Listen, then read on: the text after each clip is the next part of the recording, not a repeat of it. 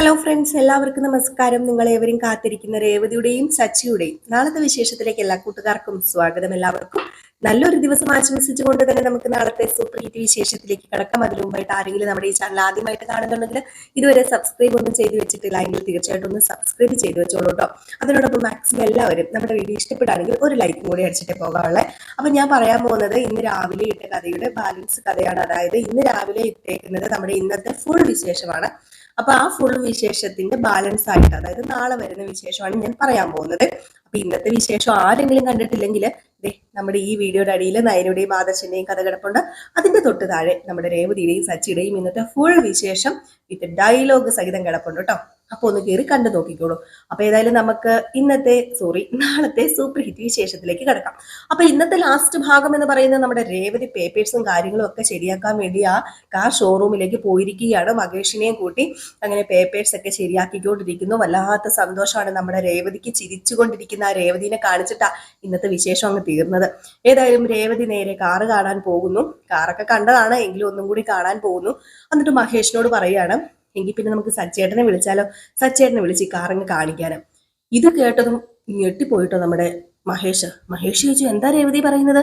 നീയല്ലേ പറഞ്ഞത് സർപ്രൈസ് ആയിട്ട് കൊടുക്കാനാന്ന്, എന്നിട്ട് പിന്നെ സച്ചിനെ വിളിക്കുന്നത്? അത് പിന്നെ സച്ചേട്ടനെ വിളിച്ച് ഒന്നുകൂടെ കാണിച്ചേരെ, നമുക്ക് ഒന്നും കൂടെ കൺഫേം ചെയ്യാലോ, പൈസ കൊടുക്കുന്നതിന് മുമ്പായിട്ട് തന്നെ ഡീല് ഉറപ്പിക്കാൻ നമുക്ക്. അതൊക്കെ വരട്ടെ, സച്ചേട്ടൻ ഒന്നുകൂടെ കണ്ടിട്ട് സച്ചേട്ടന് ഇഷ്ടപ്പെടുകയാണെങ്കിൽ അതല്ലേ അതിൻ്റെതായ ഒരു ഇത്. അപ്പൊ പിന്നെ എങ്ങനെയാ, ഒന്ന് കാണിച്ചാലോ? ഓ, അവനെ കാണിക്കാനാ? അല്ല, ഞാൻ ഇനി എങ്ങനെ അവനെ ഇങ്ങോട്ട് വിളിച്ചു വരുത്തും? അത് പിന്നെ സച്ചേട്ടന്റെ അല്ല മഹേഷ് ഏട്ടന്റെ കൂട്ടുകാരന് വണ്ടി മേടിക്കാനാന്ന് പറഞ്ഞാൽ മതി. അപ്പൊ പിന്നെ കുഴപ്പമില്ലല്ലോ. എന്റെ പൊന്നു രേവതി, നിനക്ക് നിന്റെ കെട്ടിയവന്റെ കാര്യം അറിയത്തില്ലേ? ഓ, ഒരു കള്ളം പറയാൻ പോലും പറ്റത്തില്ല അവന്റെ മുമ്പില്. നമ്മൾ പിടിച്ചു നിൽക്കത്തില്ല. അവൻ കിഴിഞ്ഞ് ചോദിച്ച സത്യങ്ങളെല്ലാം നമ്മളെ കൊണ്ട് പറയിപ്പിക്കും. അതുകൊണ്ട് എങ്ങനെയാ, നോക്കട്ടെ, ഒരു നല്ല കാര്യത്തിന് വേണ്ടിയല്ലേ, നമുക്കൊന്ന് ശ്രമിക്കാം എന്നൊക്കെ പറഞ്ഞു. ഏതായാലും ഈ സമയത്ത് രേവതി ഭയങ്കര സന്തോഷത്തോടു കൂടി വീട്ടിലേക്കൊക്കെ പോവാണ്. വീട്ടിലേക്കൊക്കെ ചെന്നു. അത് കഴിഞ്ഞപ്പോഴത്തേക്കുമാണ് നമ്മുടെ ശ്രുതിയുടെയും വിഷയം നടക്കാൻ പോകുന്നത്.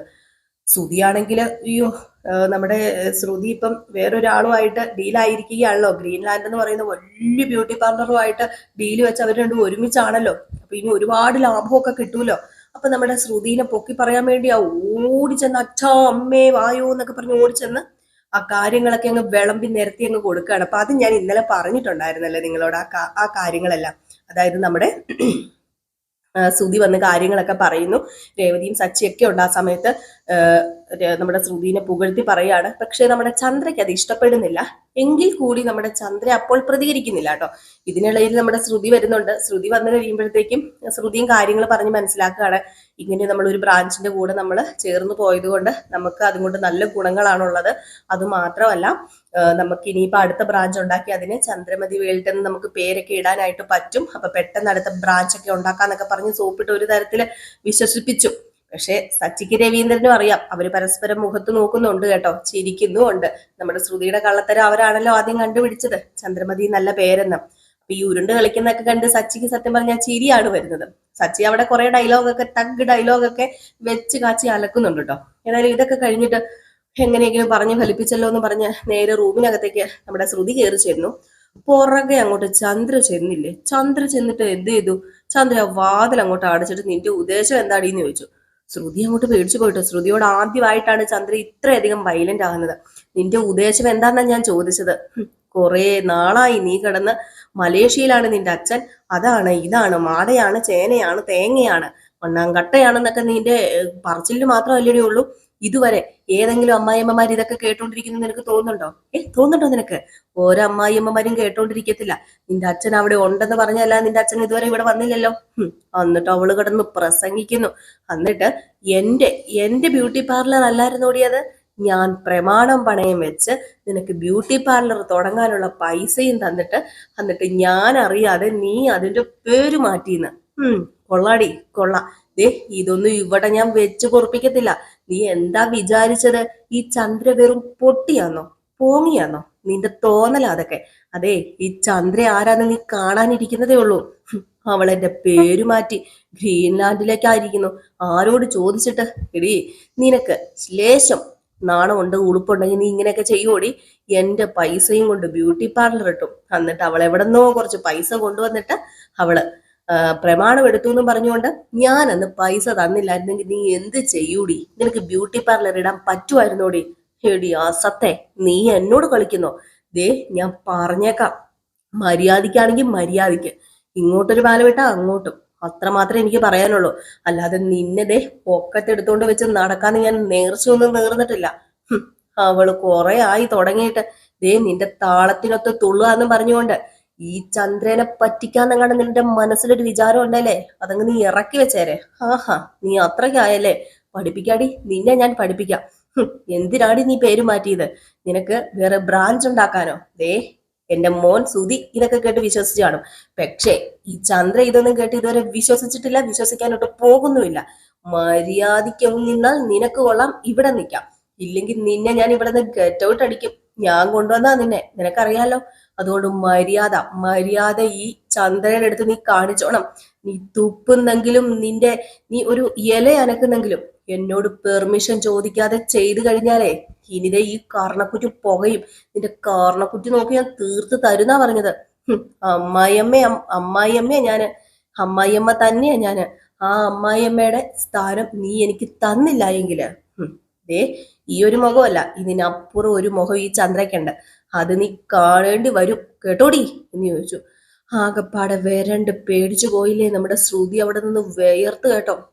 അത് പിന്നെ അത് പിന്നെ ആന്റി എന്ന് വിളിക്കാൻ പോലും സമ്മതിക്കുന്നില്ല. അതുപോലെ ഷൗട്ടിങ്. പൊരിഞ്ഞു നമ്മുടെ ശ്രുതി. ഏതായാലും ചന്ദ്ര അത്രയൊക്കെ പറഞ്ഞിട്ട് ഇറങ്ങിപ്പോയി. എന്ത് ചെയ്യാനാ എന്റെ ഈശ്വര, ഞാൻ പെട്ടുപോയല്ലോ. ഇങ്ങനെ ഒരു മുഖം ആന്റിക്ക് ഉണ്ടായിരുന്നോ? എന്റെ ദൈവമേ, എന്റെ അവസ്ഥ ഓർക്കുമ്പോ എനിക്ക് തന്നെ പേടിയാവുക. ഇനിയിപ്പോ ബ്യൂട്ടി പാർലർ എന്റെയും കൂടെ അല്ലെന്ന് അറിഞ്ഞാല്, ഞാൻ കള്ളങ്ങളെല്ലാം ഒളിപ്പിച്ചു വെക്കുന്നുണ്ടെന്ന് അറിഞ്ഞ് എന്ത് ചെയ്യും എന്റെ ഈശോയെ എന്നല്ല കേട്ടോ, സോറി, ഞാൻ ഈശോയെ വിളിക്കുന്ന, നമ്മളെപ്പോഴും ഈശോ എന്ന് പറഞ്ഞുകൊണ്ട് എന്റെ മനസ്സിൽ കയറി പെട്ടെന്ന് വന്ന് എന്റെ ഭഗവാനേ എന്ന് പറഞ്ഞാട്ടോ നമ്മുടെ ശ്രുതി വിളിക്കുന്നത്. ഏതായാലും ഇതൊക്കെ കഴിഞ്ഞു. എങ്കിലും നമ്മുടെ ചന്ദ്ര ഇങ്ങനെ പോയി നിൽക്കുക. അപ്പോഴത്തേക്ക് സച്ചിക്ക് കിട്ടിയ അവസരം സച്ചി പാഴാക്കുവോ? സച്ചി അങ്ങ് എന്തില്ലേ? ഇനിയിപ്പം ചന്ദ്രാസ് വേൾഡ് ബ്യൂട്ടി പാർലർ ഇല്ലല്ലോ. ഇനിയിപ്പം ചന്ദ്രാസ് പൂക്കട, അത് മാത്രമേ ഉള്ളൂ. എന്റെ ഭാര്യയോട് ഇവിടെ എല്ലാവർക്കും പുച്ഛമല്ലായിരുന്നോ? പുച്ഛം. എന്റെ ഭാര്യയെ കൊന്നു കളഞ്ഞാലും ആ പേര് മാറ്റുവല്ല. കാരണമുണ്ട്, എന്റെ ഭാര്യയ്ക്ക് ഈ നിൽക്കുന്ന എന്റെ അമ്മേനെ ഭയങ്കര ഇഷ്ടമാ, സ്നേഹമാ. അതുകൊണ്ടാ. നിർത്തടാ, നീ കുറെ നേരം ആയല്ലോ. നീ എന്താ ആള് കളിക്കുന്നത്? അവള് എന്തെങ്കിലും ചെയ്തിട്ടുണ്ടെങ്കിൽ അത് അവൾ കാരണസഹിതം പറഞ്ഞിട്ടുണ്ട്. നീ കൂടുതൽ ഉരുണ്ടൊന്നും കളിക്കണ്ട. നീ എന്റെ മെക്കിട്ട് കയറാനും വരണ്ട. അവന്റെ ഒരു പൂക്കട ഞാൻ പൊളിച്ചു, ഞാൻ മാറ്റുന്നുണ്ട്. പൂക്കടയായിട്ട് വന്ന് നിൽക്കുന്നവന് നീ കൂടുതൽ അഹങ്കരിക്കൊന്നും വേണ്ട. ഒരു 500 മൂവാല കെട്ടാൻ കിട്ടിയെന്ന് പറഞ്ഞിട്ട് കെട്ടിയോളും കൂടെ എന്റെ തലമണ്ടേ കയറി തിന്നാനാ ഉദ്ദേശമെങ്കിലേ ചന്ദ്രയ്ക്ക് ഇപ്പം BP കൂടി നിൽക്കുക. ഇങ്ങനെ കൊണ്ട് കൂടിക്കരുത് എന്ന് പറഞ്ഞ് തുള്ളിക്കളിച്ച് അങ്ങോട്ട് പോയപ്പോഴത്തേക്ക് നമ്മുടെ രവീന്ദ്രൻ സച്ചിയോട് പറഞ്ഞു, മോനെ പോട്ടറാ, അവളെ സത്യം പറഞ്ഞു കഴിഞ്ഞിട്ടുണ്ടെങ്കിലേ ഈ ചന്ദ്രാസ് വേൾഡ് ബ്യൂട്ടി പാർലറിൽ അങ്ങ് ലയിച്ചു പോയായിരുന്നു. അതും തലയിൽ കൊണ്ട് നടന്നതാ. പെട്ടെന്ന് ആ പേര് മാറ്റിന്ന് കേട്ടപ്പോഴേ പിടിച്ചിട്ടില്ല, ഒട്ടും പിടിച്ചിട്ടില്ല. അതുകൊണ്ടാ. പോട്ടെ രേവതി, അതങ്ങ് വിട്ടുകളാ എന്ന് പറഞ്ഞു. ചന്ദ്രല്ല, സച്ചു പറഞ്ഞു, ഇതൊക്കെ ആരെ അംഗീകരിക്കാനാ? നമുക്ക് ഇതിനപ്പുറം കഥകൾ അറിയാലോ അച്ഛാ എന്ന് പറയുമ്പോ രേവതി, എന്ത് കഥ? ഒരു കഥയും ഇല്ല, നീ നിന്റെ കാര്യം നോക്കി പോവാൻ നോക്ക് എന്നിങ്ങനെ പറയാണ്. ഏതായാലും ഇതൊക്കെ കഴിഞ്ഞിട്ടാണ് നമ്മുടെ മഹേഷ് ചെന്ന് സച്ചിയോട് കാര്യങ്ങളൊക്കെ പറയുന്നത്. അങ്ങനെ മഹേഷ് പറഞ്ഞു, പിന്നെ ആ സീനാട്ടോ കാണിക്കുന്നത്. എടാ സച്ചി, ഒരിടം വരെ നമുക്ക് പോണോടാ, ഒരു കാറ് നോക്കാൻ പോണം. കാറ് നോക്കാനോ? പോടാ, എന്റെ കയ്യിൽ പൈസ ഒന്നുമില്ല. കാറ് നോക്കാൻ പോയിട്ട് ഒരെണ്ണം എനിക്ക് ഇഷ്ടപ്പെട്ടിട്ട് മേടിക്കാൻ പറ്റിയില്ല. എടാ, എന്റെ ഒരു കൂട്ടുകാരനാടാ, അവൻ ഒരു കാറ് കണ്ടു, അവൻ അതങ്ങ് ബോധിച്ചു.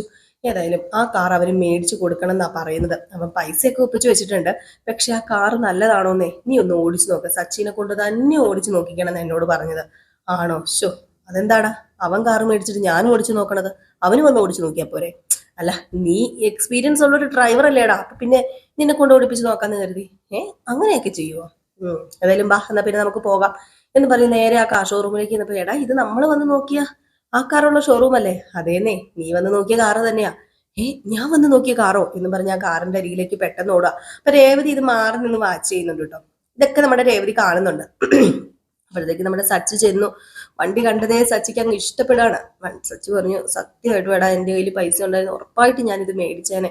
കാരണം എനിക്ക് അത്രയ്ക്ക് ബോധിച്ചായിരുന്നു. നല്ല നല്ല വണ്ടിയല്ലേ, ഏതായാലും കൊള്ളായിരുന്നു. ഏതായാലും പൈസ ഇല്ലാതായിപ്പോയി. ഇനിയിപ്പൊ പൈസ ഇല്ലാത്ത കൊണ്ട് നമുക്ക് മോഹിച്ചിട്ട് കാര്യമില്ലല്ലോ. ആ വണ്ടിയൊക്കെ നല്ല കണ്ടീഷനാടാ. സത്യം പറഞ്ഞാല് പുതിയ വണ്ടി പോലെ തന്നെയുണ്ട്. വേറെ ഒന്നും നോക്കാനില്ല. എല്ലാം സെറ്റാണ്. ഇനി ഈ വേറെ പ്രശ്നമൊന്നും എനിക്ക് തോന്നുന്നില്ല.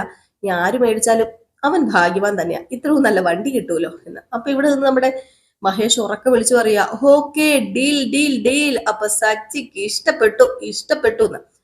നീ എന്തിനാ ഈ ഉറക്കം വിളിച്ചു പോകുന്നത്? അല്ല സന്തോഷം കൊണ്ടേ, സന്തോഷം കണ്ടു. സന്തോഷം കൊണ്ടോ? നീ എന്തിനാ സന്തോഷിക്കുന്നത്? അല്ലടാ അവൻ പാവല്ലേടാ, അവനൊരു വണ്ടി ഇഷ്ടപ്പെട്ടിട്ട് അതിനിപ്പം നമുക്ക് ചീത്തയാണെന്നൊക്കെ പറയേണ്ട ഒരു അവസ്ഥ വന്നു കഴിഞ്ഞിട്ടുണ്ടല്ലേ. ഇതിപ്പം വേറെ ഒന്നുമില്ല, പെർഫെക്റ്റ് ആണല്ലോ എല്ലാം. നീ സമ്മതിച്ചല്ലോ, പിന്നെ വേറെ ഒരു പ്രശ്നവും ഇല്ലല്ലോ. ഓ അങ്ങനെ. ഏതായാലും ഈ വണ്ടി ഒന്ന് ഓടിച്ചു നോക്ക് നീ എന്നൊക്കെ പറഞ്ഞ് സച്ചു ഓടിച്ചപ്പോ നല്ല സ്മൂത്ത് ആയിട്ട് ഓടിക്കാൻ പറ്റുന്നുണ്ട്. അങ്ങനെ സച്ചു ഓടിച്ചിട്ടൊക്കെ ഇറങ്ങിയിട്ട് പറഞ്ഞു, എടാ സത്യമായിട്ടും ഉണ്ടല്ലോ ഈ വണ്ടി എനിക്കങ്ങ് മേടിച്ചാൽ കൊള്ളാന്നുണ്ട്. പക്ഷെ എന്ത് ചെയ്യാനാ, 5 പൈസ കയ്യിലില്ലാതായിപ്പോയി. ഇത് കണ്ടിട്ടെ എന്തോ ഒരു നമുക്കൊരു ടച്ചിങ്സ്, എന്തോ ഒരു ഇതുപോലെ എനിക്ക് തോന്നുന്നു. എന്തോ ഒരു ഫീലിങ്സ് വരുവാ. ടച്ചിങ്സ് അല്ല കേട്ടോ, സോറി, ഫീലിങ്സ്. എന്തോ മനസ്സിൽ എന്തോ ടച്ച് ചെയ്ത പോലെ തോന്നുവാ ഈ വണ്ടി. എനിക്കുള്ളതാണെന്നൊക്കെ ഇങ്ങനെ ഉൾവിളി പോലെ. പറഞ്ഞിട്ട് കാര്യമില്ലോടാ, പാടാ നമുക്ക് പോകാടാന്ന് പറഞ്ഞു. ഏതായാലും രേവതിക്കും അങ്ങോട്ട് ഇഷ്ടപ്പെട്ടു കേട്ടോ. ഏതായാലും വണ്ടി ഉറപ്പിച്ചു. ആ വണ്ടി നമ്മുടെ സച്ചിക്കുള്ളത് തന്നെയാണ്. അപ്പൊ ഏകദേശം ഈ ഇത്രയും ഭാഗങ്ങളൊക്കെ ആട്ടോ നമ്മൾ നാളെ കാണാൻ പോകുന്നത്. അത് കഴിഞ്ഞാണ് നമ്മുടെ രേവതി വണ്ടിയും കൊണ്ടൊരു വരവ് വരുന്നത്. അതൊക്കെ അടിപൊളിയാണ് കേട്ടോ. അത് അടിപൊളി സീനുകളൊക്കെയാണ് ഇനിയിപ്പോ അങ്ങോട്ടേക്ക് വരാൻ പോകുന്നത്. നമ്മുടെ സച്ചിക്ക് രേവതിയോട് സ്നേഹം കൂടിക്കൂടി വരികയാണ്. പിന്നെ ഇതുപോലെ ഒരു സർപ്രൈസ് ഒക്കെ ഭാര്യ കൊടുക്കുമ്പോൾ ഭർത്താവിന് സ്നേഹം എങ്ങനെയാ കുറയുന്നതല്ലേ, കൂടുവല്ലേ ഉള്ളൂ. അപ്പൊ അടിപൊളി സീനുകളാണ്, മിസ് ചെയ്ത് കളയരുതേ. അപ്പൊ ഞാൻ ഇതിന്റെ ബാലൻസ് ആയിട്ട് അങ്ങുള്ളത് പറയുന്നില്ല. കാരണം ഇത്രയും വരെ വന്നില്ലെങ്കിൽ വീണ്ടും അടുത്ത പ്രാവശ്യം എനിക്ക് ഇത് തന്നെ എടുത്തിട്ട് പ്രയോഗിക്കേണ്ടി വരും. അപ്പൊ നിങ്ങൾ വന്നെന്നെ പൊങ്കാല ഇടുകയും ചെയ്യും. വീണ്ടും ആവർത്തിച്ച് പറയുന്നു. അപ്പൊ അതുകൊണ്ട് അതുകൊണ്ടാണ് ഞാൻ ഒത്തിരി അങ്ങോട്ട് ലോങ് ആയിട്ട് പറയാത്തത്. പ്രേമോ ചുരുക്കത്തിൽ അങ്ങ് പോയത്. ചിലപ്പോഴൊക്കെ പണ്ട് പ്രേമോ പറയുമ്പോൾ നമ്മൾ 18 മിനിറ്റ് ഒക്കെ പറഞ്ഞുകൊണ്ടിരുന്നാലേ, ഇപ്പം ഞാൻ പറയാത്തത് പിറ്റേ ദിവസം നമുക്ക് ചിലപ്പോൾ പറയാൻ കിട്ടത്തില്ല. പിറ്റേ ദിവസം വരുന്ന പ്രേമോയുടെ ആ ഒരു ചെറിയൊരു ഭാഗം പോലും വന്നിട്ടുണ്ടായിരിക്കത്തില്ല.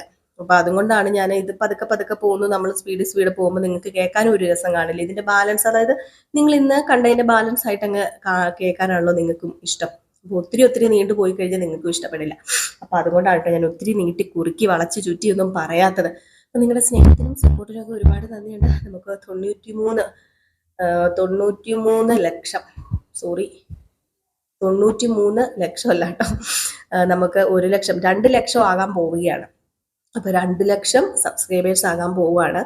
അതിന് ഇനിയിപ്പോ ഒരു 7,000 പേരും കൂടെ സബ്സ്ക്രൈബ് ചെയ്ത് കഴിഞ്ഞിട്ടുണ്ടെങ്കിൽ ഉറപ്പായിട്ട് നമുക്ക് ഇനി അധികം വൈകാതെ തന്നെ ഒരു 2 ലക്ഷം സബ്സ്ക്രൈബേഴ്സ് ഒക്കെ ആകും. അപ്പൊ ഞാൻ കുറച്ച് പ്ലാനും പരിപാടിയൊക്കെ ഇട്ടിട്ടുണ്ട്.